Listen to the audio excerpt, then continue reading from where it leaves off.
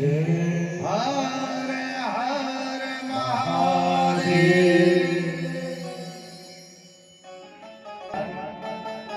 अपने गुरुजी को प्रणाम किए और गुरुजी को प्रणाम करके ऋषियों को कथा सुना रहे। ऋषियों से कह रहे, ऋषियों ये भगवान शिव है।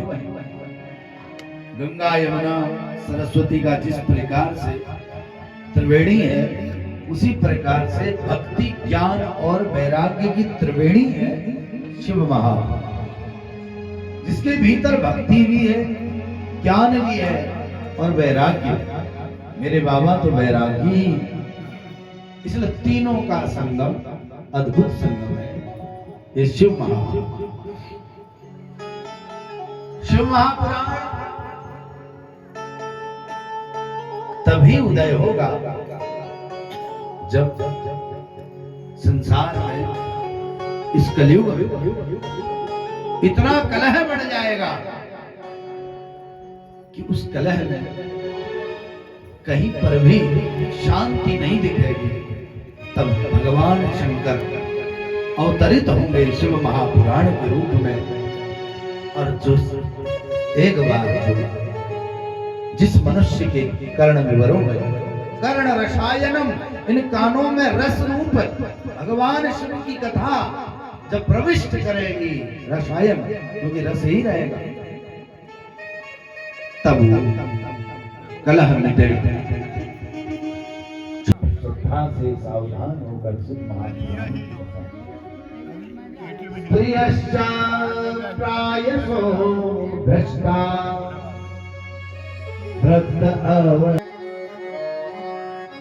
पति परमेश्वर का रूप है।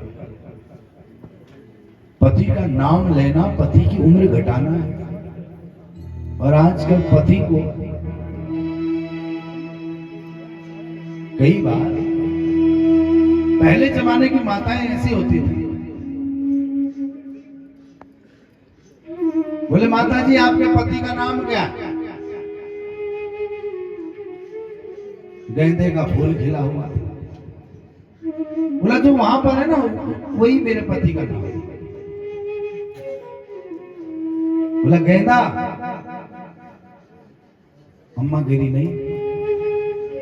और वहां 3-4 गेंदे खिले थे, एक पीला एक लाल, है ना देखो पीले लाल अलग।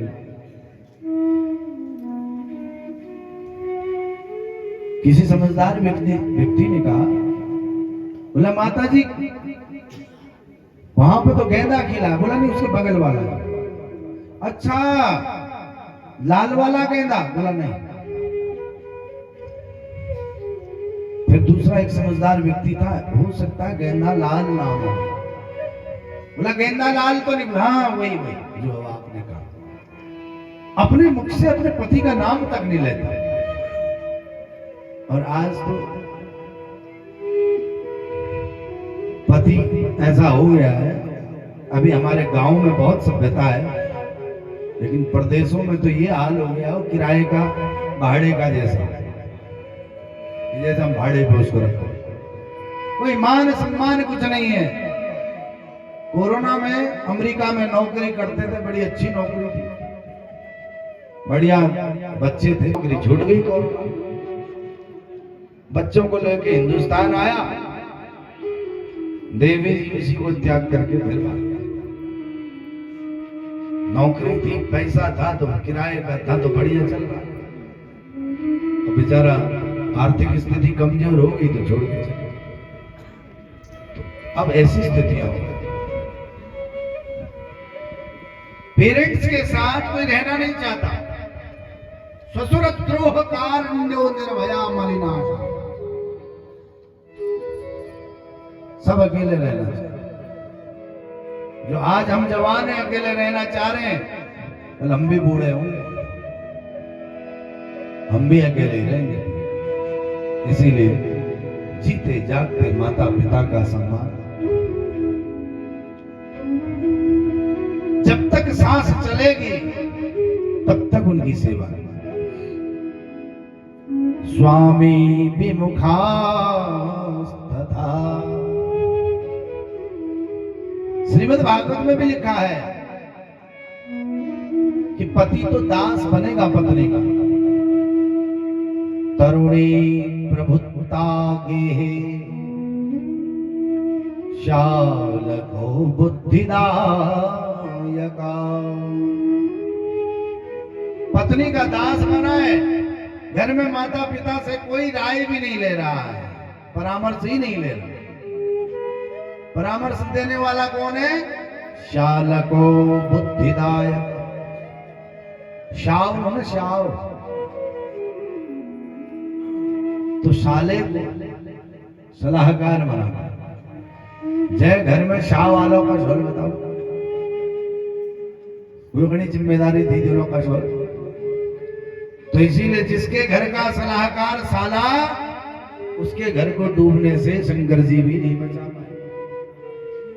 इसीलिए भाई हों घर में, बड़े हों छोटे हों, माता पिता हों, उन्हें उनसे सलाह लें। सलाह सबसे लें, लेकिन पूरा सलाहकार ही नियुक्त नहीं, क्योंकि साला जब सलाहकार बनेगा, भागवत में लिखा है शालको बुद्धिदायक। आत्मदेव पंडित जी कथा, नारद जी महाराज संगादिकों के पास पहुंचे थे, समस्या ले गई। तो मंदिर के ठीक पीछे साइड में यहाँ पर भोजन की व्यवस्था, भंडारे की व्यवस्था की गई है। और ब्लॉग ज़्यादा लंबा होने के कारण आगे का अगले ब्लॉग में आपको दिखाएंगे। भगवान शंकर की कथा यहाँ पर चल रही है महाशिव पुराण में। चैनल पे नए हैं तो सब्सक्राइब जरूर कर दें, और अच्छा लगे तो कमेंट करके ज़रूर बताएं और शेयर ज़रूर कर दें। आगे आपको कल के दिन का भी आपको इस ब्लॉग के प्लेलिस्ट में वीडियो सेक्शन में शिव पुराण की कथा और कलश यात्रा आप देख सकते हैं इस चैनल में। अपने आप को विद्वान समझकर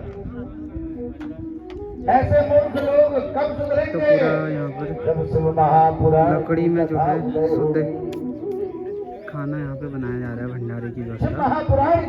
रोटी वाले के लिए रोटी, पूरी, सब्जी। यमराज के दूत निर्भय होकर, और पहाड़ों में जाड़ों के दिन है आजकल भी, माघ का महीना है, तो गुनगुनी धूप का आनंद लेते हुए सब लोग भगवान शंकर की कथा का श्रवण यहाँ पर कर रहे हैं। आपस में पीठाधीश्वर अभी आजकल ही प्रसंग चल रहा है। तो मिलते हैं आपको नेक्स्ट ब्लॉग में।